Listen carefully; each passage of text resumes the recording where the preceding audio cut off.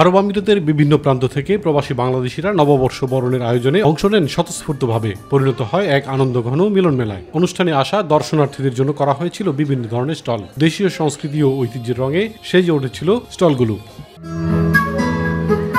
উৎসবে আগত অতিথিরা বিভিন্ন ধরনের মুখরোচক পিঠাপুলি ও দেশীয় আসবাবপত্রের সমাহার দেখে মুগ্ধ হন।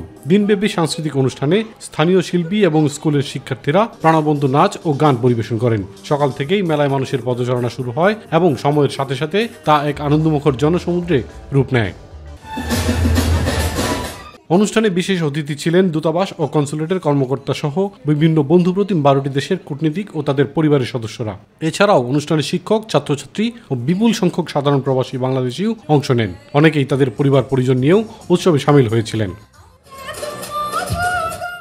দিনব্যাপী এই আনন্দঘন আয়োজনের সমাপ্তি ঘটে মনোজ্ঞ পুরস্কার বিতরণী অনুষ্ঠানের মাধ্যমে। নতুন পরিবর্তনশীল সমাজে, আমাদের নতুন বৈষম্যহীন সমাজে আমাদের বাংলাদেশ দূতাবাসের এই প্রথম আয়োজন। আমি আশা করি আপনারা সকলে এনজয় করছেন। ইলিয়াস কমল, মাই টিভি।